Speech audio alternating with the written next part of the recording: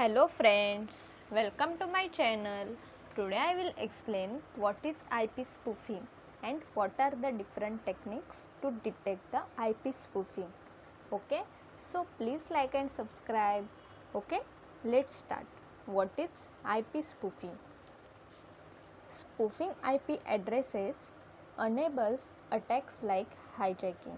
Okay, when spoofing, attacker a fake IP in place of the attacker assigned IP. Okay, when the attacker send a connection request to the target host, the target host replies to the attacker request. Okay, but the reply is sent to the spoof addresses. Okay, when spoofing an addresses that does not exist, the target replies to a non-existent system and then hangs until the section timeout or consuming target resources. Okay, and IP spoofing using HPing2. Okay, in previous video I explained what is HPing2. Okay, so please watch and understand. Okay, using HPing2 you can perform IP spoofing. It helps you to send arbitrary TCP or IP packets to network host. Okay, so this is the IP spoofing. Next, what are the different techniques to detect IP spoofing? Okay, so first detection technique is direct TTL. Okay, initially send packet to the host of suspected spoof packet and wait for the reply. Okay, check whether the TTL value in the reply matches with the TTL values of the packet that you are checking. Okay, both will have the same TTL. If they are the same protocol, the initially TTL values vary based on the protocol used. A few initially TTL values are commonly used. Okay, for TCP or UDP, the commonly used initial values are 64 and 128. Okay, and for ICMP values are 128 and 255. Okay, if the reply is from a different protocol, then you should check the actual hop count to detect the spoof packet. Okay, the hop count can be determined by deducting the TTL value in the reply from the initial TTL values. Okay, if the TTL in the reply is not matching with the TTL of the packet that you are checking, it is the spoof packet. Okay, if the attacker knows the hop count between the source and host, it will be very easy for the attacker to launch an attack.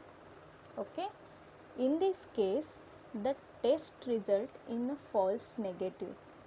Okay, so this is the direct TTL proofs.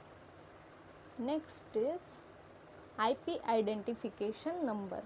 Okay, spoof packets can be identified based on the identification number. Okay, in the IP header that increase each time a packet is sent. Okay, this method is effective even when both the attackers and victim are on the same subnet. Okay, to identify whether the packet is spoof or not. Okay, thus send a probes packet to the target and observe the IP ID number in the reply. Okay, here you can see. Okay, the IP ID is 2586. Okay, if it is the near value as the packet that you are checking, then it is the not spoof packet, otherwise it is a spoof packet. Okay, here you can see attacker sends spoof 10.0.0.5 IP and IP ID is 2586. Okay, then target is replies from real IP addresses 10.0.05. Okay, and here is near value as the packet that you are checking, then it is not spoof packet, otherwise it is spoof packet. Okay, so this is the using IP identification number for IP spoofing detection. Okay, next technique is TCP flow control method. Okay, the TCP can optimize the flow control on both the send and the received side with its algorithm. Okay, the algorithm accomplish the flow control based on the sliding windows principle. Okay, the flow of IP packet can be controlled by the window size filled in the TCP header. This field represents the maximum amount of the data that the recipient can receive and the maximum amount of the data the sender can transmit without acknowledgement. Okay, this field help us the control data flow. Okay, when the window size is set to 0, the sender should stop sending more data. Okay, in general flow control, the sender should stop sending data once the initial window size is exhausted. Okay, the attacker who is unaware of the acknowledgement packet containing window size information continue to send the data to the victim. Okay, if the victim received the data packet beyond the window size, then the packet must be treated as a spoof. Okay, for effective flow control method and early detection of spoofing, the initially window size must be very small.